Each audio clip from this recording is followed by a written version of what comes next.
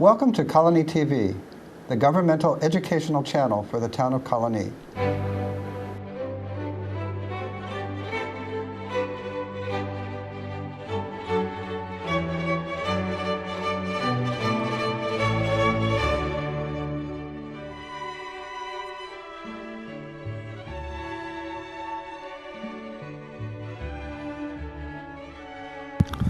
Thank you all for coming. I appreciate your being here on this nice, sunny October day. Very, very much indeed. Can you hear okay?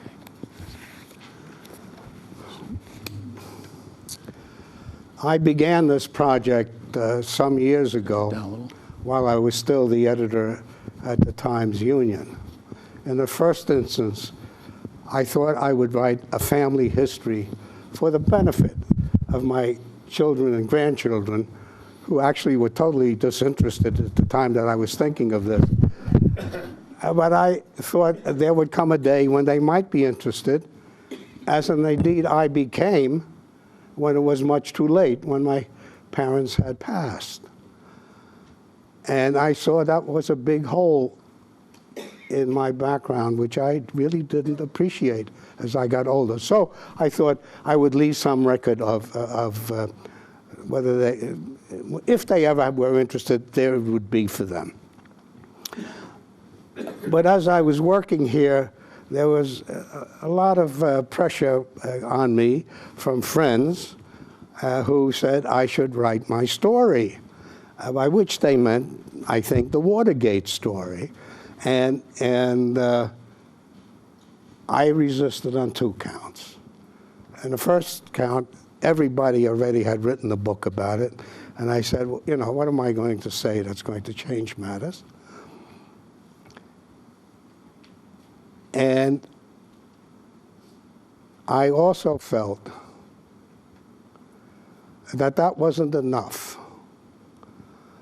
So as I was thinking about it, it morphed into a story that would be not strictly a history, not strictly an autobiography, but thank God for the rubric memoir. It would be a memoir that would sort of jumble these things together and serve the purposes of my immediate family and tell the story that I was encouraged to tell that would also exceed the Watergate aspect. And so I began to work and recount my life. Now I actually began when I was 80 years old, and George Hurst, my publisher, graciously permitted me to suspend my column because I couldn't do both, write my weekly column and write the book. That would have been not possible. And I began to do this, and it is very hard work at the age of 80 to come up with the words, to come up with exactly the right word when you know there is a right word, but you can't think of the damn word. And that happened all too often. And the other difficulty, difficulty may not be the right word. The other challenge was to re-examine your past, your personal past and your career past, to reconstitute those times in your mind and to get at the truth of those times when they were happening, not as you reconstruct them 40, 50, 60 years later, but as they were happening. And that is very hard. Now, I had, in support of this project, some personal files that were written, that were created at the time that my family emigrated Germany and had to be written for the authorities in order for us to receive clearance. So there were certain basic facts, including the names of grandfathers and great-grandfathers and their birth dates that were there for me in black and white.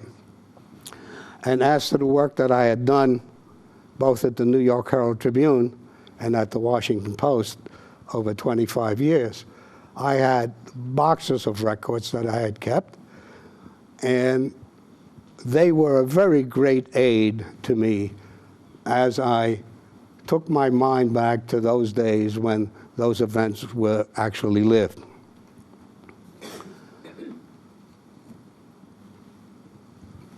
There would have been no story to write if America did not open its doors to my family.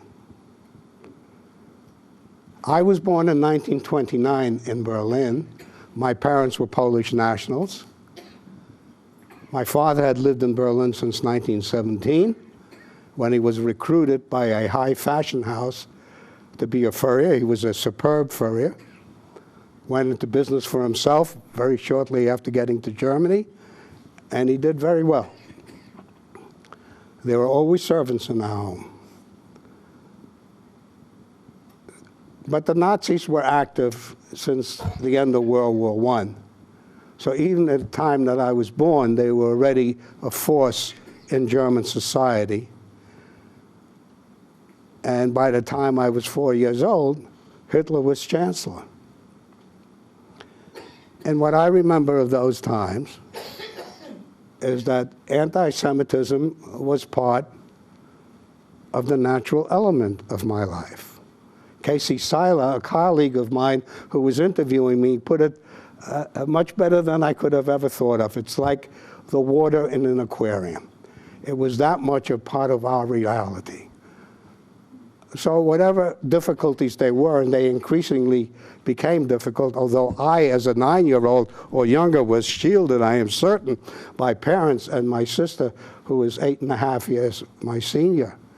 But nevertheless, there were enough incidents and enough events to register even on the mind of an inattentive 9-year-old. It really got bad. It really got bad in 1938 for us. Now, as Polish Jews residing in Germany, we had the protection of Polish nationality to some extent. German Jews were kicked out of the public schools long before I was in 1937.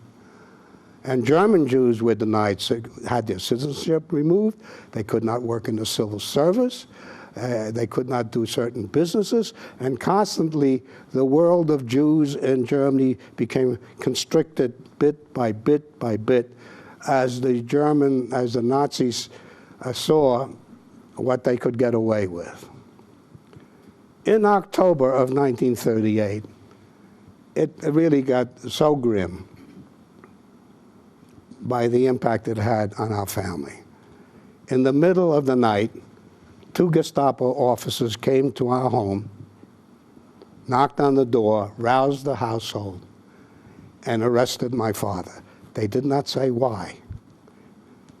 They said they couldn't tell us. They were courteous. They were not in any way offensive or brutalizing.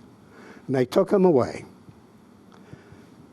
My mother then asked Raisy, who was then 17, to follow Daddy to the police station to see what she could learn. And when she got there, she saw a mass of people assembled, none of whom she recognized, and she asked the policeman what was going on. And he too could not say, but he did suggest to her that she return home, pack a small suitcase, valise, with a change of clothing for my father. She did this, quickly returned to the police station, and when she got there, she saw him already on an open truck with other men, and the truck was beginning to roll, and she managed to hand him the suitcase. For 3 days, we did not know where he was, what his condition was. After 3 days, he phoned. He was in Warsaw. He was in my mother's eldest sister's apartment, and he was safe. He had been extraordinarily lucky because he had been placed on one of 3 trains that the Poles permitted to cross their frontier. These trains were carrying Polish Jewish citizens. After those 3 train loads passed the frontier, the Poles decided they had enough of their Jews. And the subsequent trains, with many, many, many more people, were discharged into a no man's land on the border between Germany and Poland, where the harsh October climate took its toll, and where unfriendly, hostile German and Polish forces caused them grief. Not 3 weeks later, there was another rapping on our door. This time it was not the police. It was a man well known to my parents. His wife worked in the office of Propaganda Minister Joseph Goebbels. And from that position, he was able to be helpful to my parents over the years. In what ways, I cannot tell you, I do not know. This time he came, he never came to our house, he only phoned. This time he came to our house, ripped the nameplate off our door, and said we should gather ourselves together, leave everything behind, and run off to the Polish embassy. Bad things were about to happen. This we did, and when we arrived at the embassy, the courtyard was already crowded with Polish Jews seeking refuge. It was a raw November day. I played tag with kids I recognized, and we spent the day out in the open, every once in a while seeing trucks pass with raucous singing brown shirts onto their way to execute the depredations of Kristallnacht. Late at night, the Polish authorities told us we could return home. It would be safe to do so. And we walked through streets that were littered with the glass of shattered windows from Jewish establishments and shops. And we got home and we found that our store and our apartment had not been disturbed. Why? I don't know. The store was shuttered, as it was every day. It was a first store. So every day at the end of the business day, the shutters would come down. So you couldn't see from the outside that it was a Jewish establishment, because all Jewish stores by this time had to have the name of the owner in big white letters prominently displayed in the front, so all Germans could see that it was a Jewish store, with the idea that they should not patronize it. Well, this was not to be seen that night. That might have been the reason. It might have been, as I learned as an adult, that the Nazi authorities had said that that night the foreign Jews should be left alone.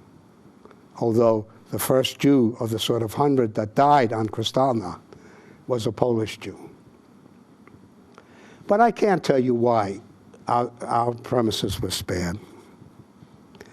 But that accelerated our need to leave Germany.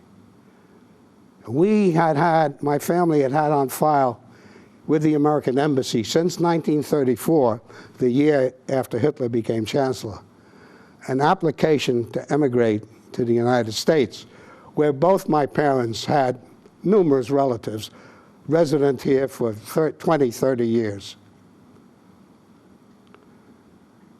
But they were Poles, and they came under the Polish quota number. And that quota number, first of all, had been restricted by the United States Congress when it passed a law in the 1920s, which was basically intended to limit the incoming numbers of East Europeans and South Europeans,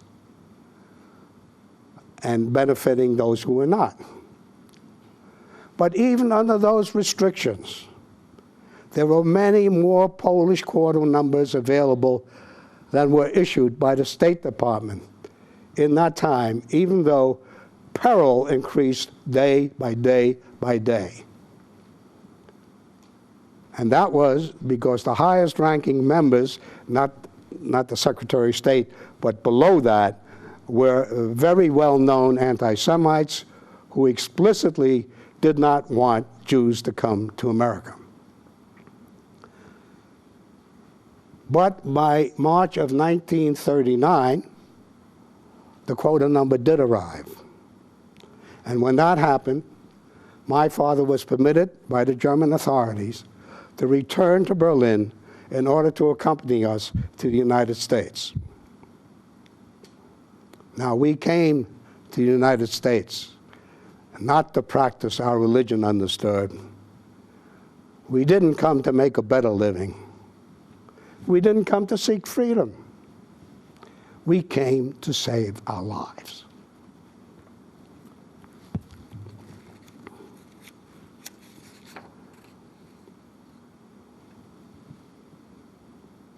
I should tell you that one of my memories of Kristallnacht most vividly is the burning of the synagogue in which I attended school after the Germans kicked Jews like me, Polish Jews, foreign Jews, out of the public schools in 1937. The Jewish community would not permit us to go untutored, and they set up a school system. And my school was attached, an annex of the Fasanenstrasse Temple. That temple was a symbol of the integration of German Jews into German national life. When it was dedicated in the early 20th century, Kaiser Wilhelm made a ostentatious contribution to it. And it's supposed to show how well German Jews fitted into German society. And that temple was ordered burned, specifically by Goebbels, who overcame the objections of a subordinate functionary who was kind of scary about, picking on an institution that had sort of the endorsement of the Imperial German government. But it was burned, and I don't know how, I nagged my mother the day after we came home from the Polish embassy that she should let me go out so I could see what was happening at the temple, and she let me go out with a friend. I would not let my 9-year-old out in a situation like that. I don't understand why she did it, but she did it, and I went. And I saw the temple burning,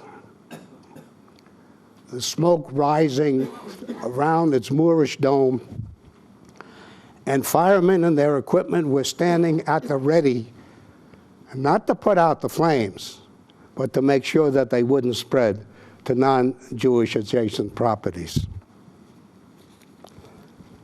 Basically, that is what I remember about Kristallnacht, which is one of the arc foundations of my memoir.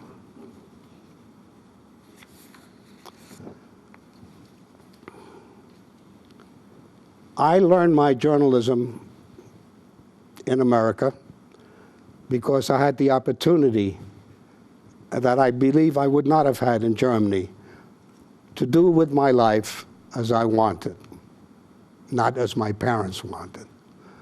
Now, if there had been no Hitler, and if everything had been hunky-dory in Germany, I probably would have become a furrier like my father, which he wanted me to be in America. But I would have none of that. I wanted to be a journalist because I wanted to do public service more than I wanted to do anything else. I shied away from business because the Nazi stereotype of Jews was that there was only one thing that they were good at, and that was business. So I didn't want anything to do with trade or business or whatnot. And before I graduated high school, I knew in my mind that I wanted to be a journalist. Now, the kind of, in my teen years, I read a book by Sinclair Lewis called It Can't Happen Here. I don't know how many of you know about it or have read about it. It was a satire written in the 30s, maybe 40s, of America turning fascist. That was one book I read. Another book I read when I was a older teen, was Mein Kampf, Hitler's Testament in English. I read it. And I understood things then that I could not possibly have understood as a 9-year-old. And this is what helped to impel me into the kind of public service that I wanted to do with my life.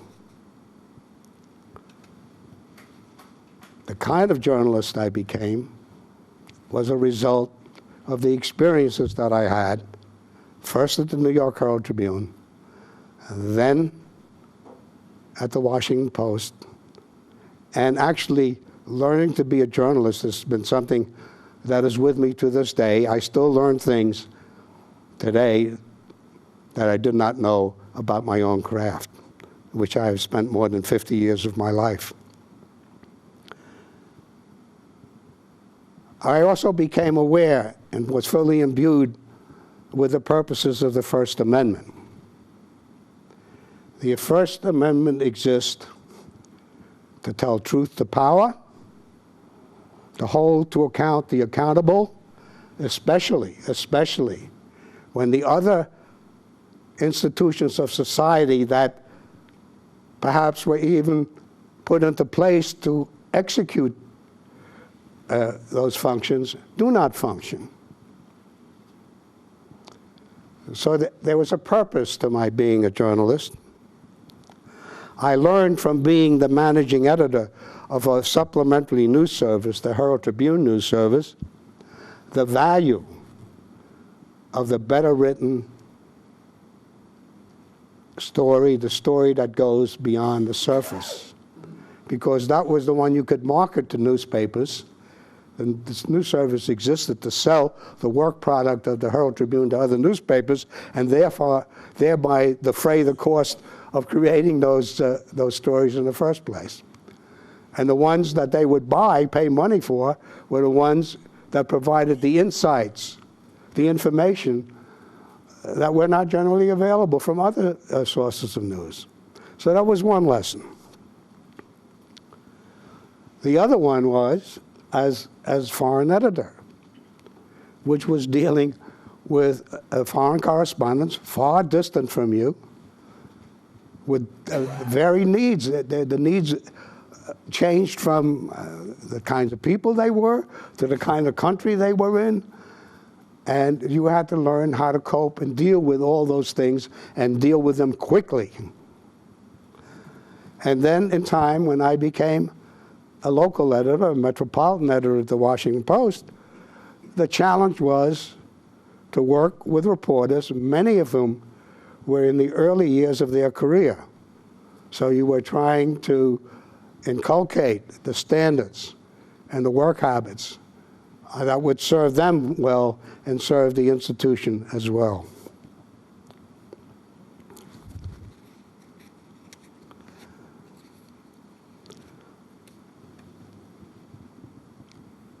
My assignment given me by Ben Bradley and his managing editor, Gene Patterson, at the Washington Post, when they asked me to move from being foreign editor to taking over the local news as metropolitan editor, was to upgrade the performance of a staff that had lagged behind the other departments of the paper. Bradley had come back to the paper in 1965, hired by Katharine Graham, newly established as the publisher after her husband's early death. And Bradley and Mrs. Graham were determined to make the Washington an outstanding newspaper. Before that, it was not an outstanding newspaper. It had one outstanding quality. It had a superb editorial page, and it was known for that.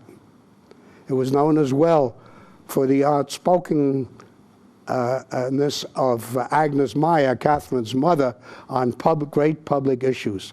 So, for example, I knew about I was aware of the Washington Post in New York, not because they broke great exposés, but because the fine editorials that they wrote, and because Agnes Myers was so outspoken about issues of the day, that compelled your interest. Catherine Graham was determined to make it a great newspaper, and she couldn't have found a better ally than Ben Bradley. And they began to hire, and I was one of those hires. And by the time they asked me to move, the foreign news department was considered performing well. The national news department was performing well. Style had been created, had converted the traditional women's page, which were kind of patronizing, into something that talks about society in general. Big smash. That was good. Sports was good. The one laggard was the local staff, the metropolitan staff, and it was the single biggest staff on the paper. And they wanted that fixed. And so they selected me. Well, I put my shoulder to the wheel, and we had a couple of rough years, but we began to fix things right away. So often in life I have discovered it isn't the inadequacy of the person who's not performing so well, it's the lack of leadership that directs that person to put more of him or herself into the work and to try to be better, to try to be as good as they could be.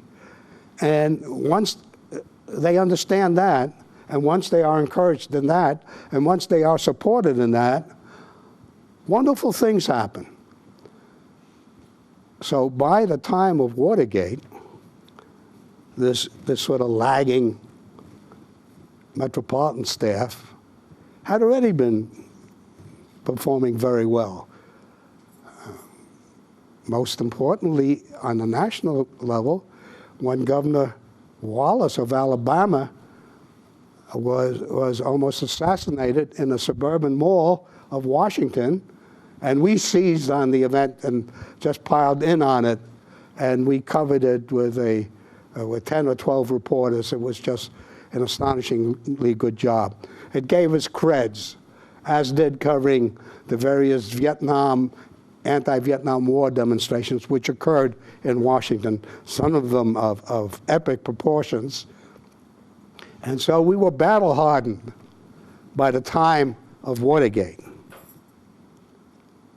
Now, we got to do Watergate because Watergate began as a burglary. Now, the burglary was at the Democratic National Headquarters in the very posh Watergate complex. And burglaries are the stuff of local news. But what Watergate would quickly become was really the stuff of national news. We were talking about national politics, impact nationally, and whatnot. But we had learned to hold on to a good story when we were fortunate to stumble into one. And the day that Watergate happened, that day when I got that phone call from Howard Simons, an Albany boy, to tell me, he wanted to tell me about two stories.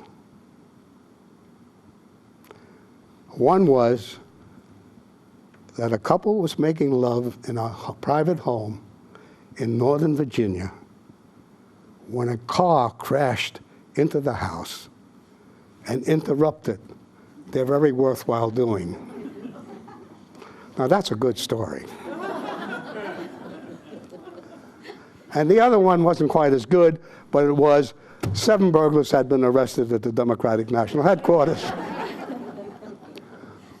Go and cover it. At first, we did cover it from the very first. We've had 6, 8, 10, 12 reporters on it. We covered the waterfront. And we were leading the American media from the day one.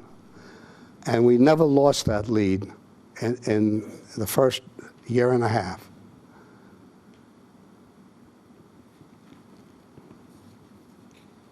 The national staff at first sort of tittered behind their heads. Look at these little boys trying to do this thing. And then they got annoyed. Then they got jealous. And there were attempts to take the story away from from Metro. Now, I don't disrespect the attempts. I'm a big boy. But I told Bradley that why did he want to change a winning game? He said, well, they're veteran reporters, they know more. I said, yes, they know more. That's part of the problem. They know too much. Our problem is we didn't know a damn thing, so our reporters had to go out and find out from ground zero what was going on, who was doing what to whom, and they weren't blinded by prior suppositions and knowledge. And because of that, because of their very hard work, right away, Bernstein and Woodward collaborated. Now, Woodward being on the story was no surprise at all. He was by far the hardest working, the most intense reporter on our local staff. Serious-minded, not a kid. Had spent 5 years in the Navy as an officer, several of those in intelligence. I mean, the man had credentials stamped on him. What he lacked was journalistic experience, and that's why I sent him off for a year to work on a local weekly. But once he got on staff, after a year, he performed very, very well. And so he was a natural for Watergate. Bernstein, on the other hand, was not a natural. Not because he wasn't a good reporter. He was an outstanding reporter in many ways and a very fine writer. But his work habits were less than desirable, to the point where I was on the verge of firing him. I even had prepared the required legal case with the memos to the file. He would rent cars, for example, and when he was done with them, he'd leave them in the garage, and he'd leave it in the garage, and he'd leave it in the garage. He forgot about the car, and we got to pay the bill. I know this surprises you, but that annoyed the editor. He would do things like that. He was a smart ass. But he's also smart. And he produced a memo about what he saw Watergate might be about in about the first week or so. And I saw enough in that to say, all right, you can stay here. You know, he was working for the Virginia staff at that time, and basically Watergate was coming out of the District of Columbia staff. So we said, you can stay. And they quickly combined themselves into a working team. And they were ferociously good. They were smart. They were curious. They were ambitious. And they were hardworking. They worked day, they worked night, they worked weekends. Neither at that point was married. They didn't have any family to worry about. They threw themselves into the story, which, you know, in very few days you got to figure out. This is a very big story, certainly for the Metro staff to do. By the second week, John Mitchell, you remember John Mitchell? He resigned as head of the committee to re-elect the president because, he said, he had to take care of Martha. You know Martha's problem was alcohol. Poor soul. But I knew Mitchell well enough from his days as Attorney General that he would not resign for those reasons. And that made me doubly concerned with where the story was going, because I recognized that the reputation of the Washington Post would be involved, a reputation that Bradley and Mrs. Graham had already lifted with their work on the Pentagon Papers, with other work. And that was in danger. And the more I thought about it, my own job was in danger if we got it wrong. Because the whole of the Republican establishment came down on us, both the party and the people, and the general population was at best indifferent. Some were hostile. Why are we doing this? Why are we trying to bring down the government? This is old hat. Everybody does this. Well, we persisted. Much of our good work had to rely on confidential sources because the people who knew were afraid or reluctant to talk for the obvious reasons that the Nixon people were very, very harsh in their punishment that they could inflict. They had no second thoughts about doing it. So people reluctantly spoke off the record. Carl was especially good at keeping an interview going when the subject had wanted to shut it down. He'd ask for a cigarette or a cup of coffee or whatever would work, but just to keep talking. And sometimes that paid off, other times it did not pay off. But it was part of their very hard and diligent work that didn't cease in that first year. And out of that, we were able to peel back the layer of the scandal,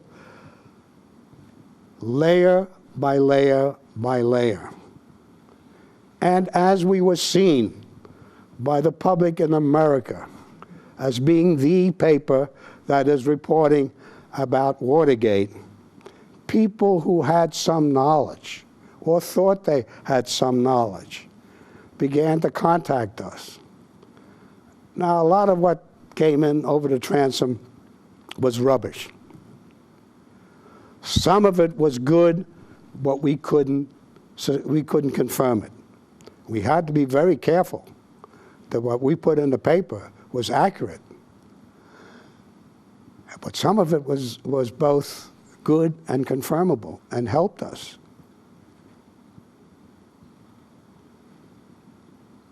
And so we were able to reveal what we were able to reveal. Now, confidential sources are the hallmark of Watergate, both for good and for ill.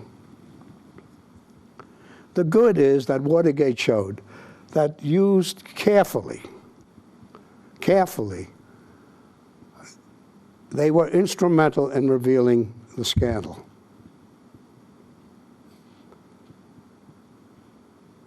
In the course of this, something happened. We began to double source many of our sources. And Bradley saw this when he became involved, which not at the first, but after a while. He saw this as a prophylactic against error. That if we had two sources, we know we were right. We had to be right. We could not risk being wrong.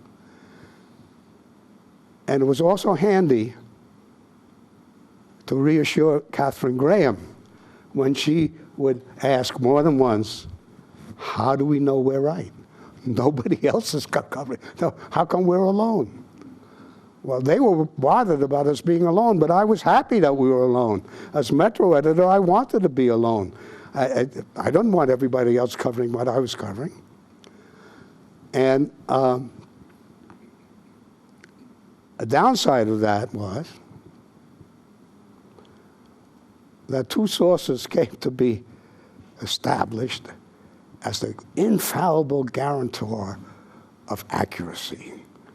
Now, you know, two sources are better than one, three sources are better than two, and so we're up to scale. But it really depends on the quality of the source. It can be one source, but that source is perfect, has direct knowledge, was there, was maybe the instigator. That's enough. And you have other sources that say they know, claim they know, you're not so certain what they know. It really comes down to not the number of sources, but the quality of the sources. So when we had anonymous sources, and we had them for a fairly all, we had to make sure to know as much about them as we possibly could before we would feel ourselves comfortable to pursue the angle that was indicated by what they had to say. I knew every source's name, so even though sources were unnamed in print, they were not unknown. My senior editors knew every source's name if they wanted to know the source's name. There was one exception for all of us, and that was the mother of all confidential sources, Deep Throat. But there came a time when I called Woodward into my office, closed the door, and said to him, "Tell me the name of this guy that figures so much in all our conversations." And he looked down, and he looked up, and he said, "I will tell you if you insist.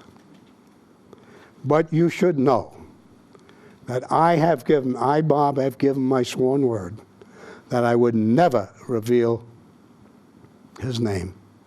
His career could be in danger, perhaps more." What do you do with that? Well, I thought very hard and fast, and I concluded that it was best to leave things as they were.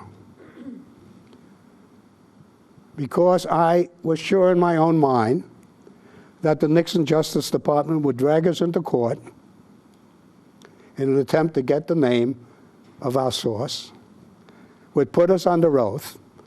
I knew from his past history, Woodward would never tell, and he would go into the slammer. I knew I would not tell, and I wasn't going to perjure myself. And I also felt that if Woodward had to go to jail, then enough of us should be free to continue the investigation. So I decided we'll leave it there. It wasn't until years later that I came to fully comprehend that I'd made a mistake, a big mistake. I should have insisted, he should have told me, an editor needs to know, preferably more need to know, in order to evaluate the reporter's judgment and to make sure that the paper's interests are protected. What made us succeed was not only the fact that we had good sources and hardworking reporters, but that they reported in a manner that had, for the decade before and during, really overwhelmed the media world. And that was the new journalism, which depended more on the writer's point of view to frame the accuracy, the truth of the story that was being reported. They felt that the rigid objectivity was an impediment to the truth. It disguised the truth. And objectivity became a pejorative. Now, objectivity doesn't mean that you don't have opinions and points of view. It means that you keep them in mind so that you don't let them affect your work. So you don't go out to find the things that you want to find and ignore the things that you ought to find. Well, our boys stayed with what we in the trade, glorifying ourselves, call shoe leather reporting. But it means really going out there and digging it out and getting at the whatever is the best version of the truth that journalism can get at.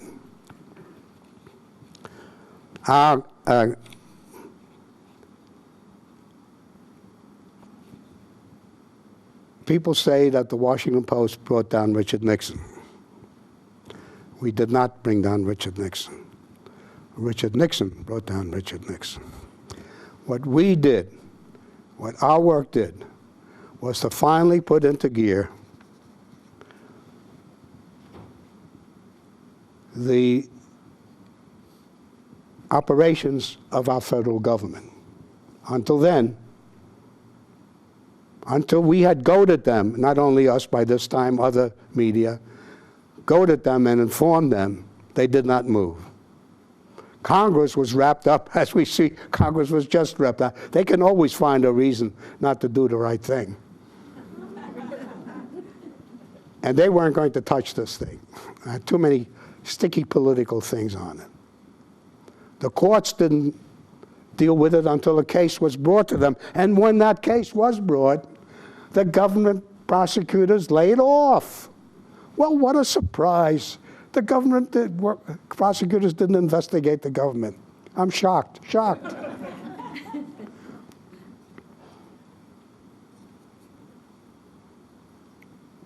And the presidency, the executive, was the one committing the crimes. And they deployed the police forces at their command, the FBI and the CIA, to cover up what they had done, their wrongdoing. So if it wasn't for us and our colleagues, the system wouldn't have worked, and we shouldn't seek too much reassurance that in the end it did work. It doesn't mean that it always will work. It's something that every American citizen needs to be vitally concerned about and vigilant about. Before I conclude, I need to say to you all what I consider the key to the kind of fearless journalism we practiced at the Washington Post, in Watergate, that I'm happy to say we practiced at the Times-Union in Albany.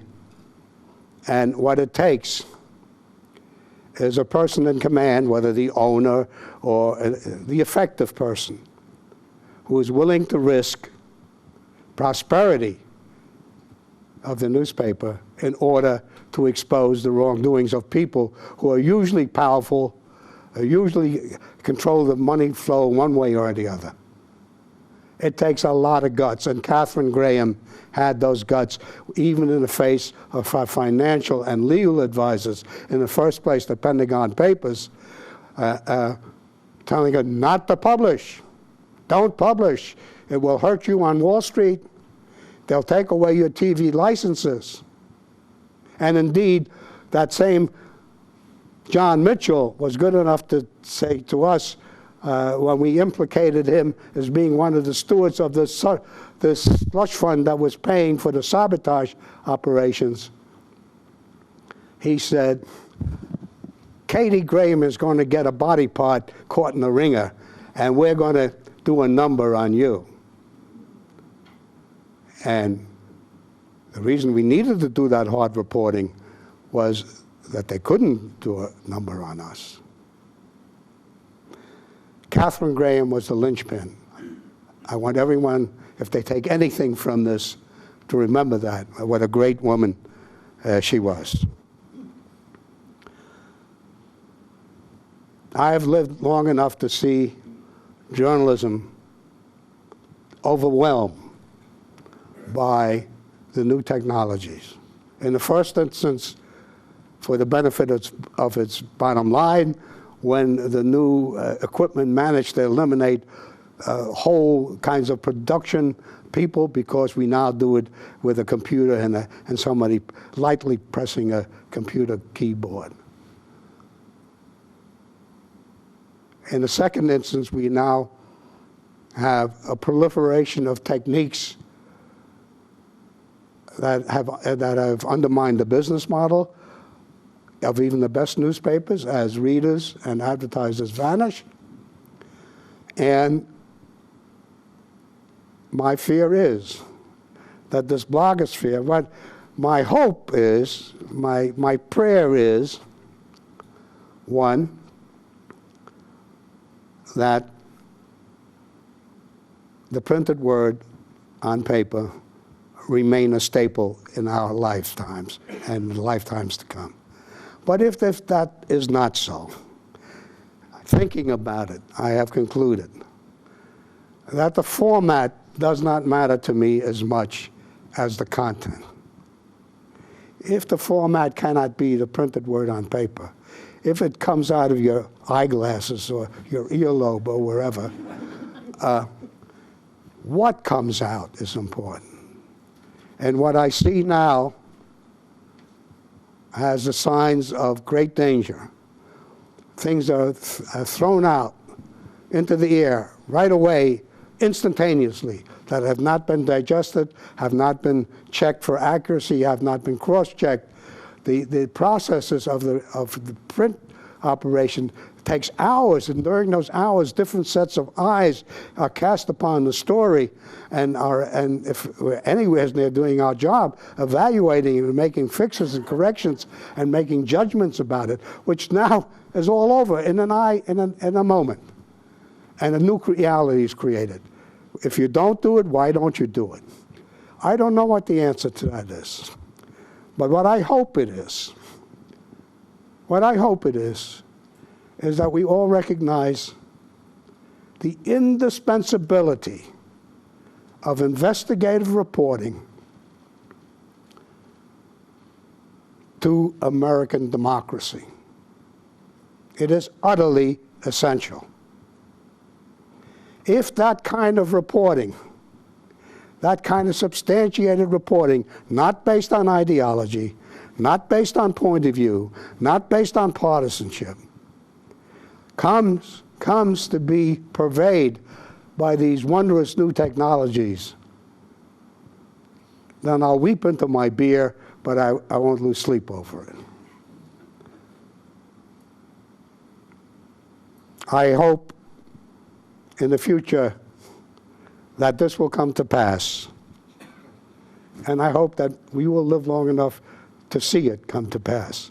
I thank you for your attention, and I look forward to your questions.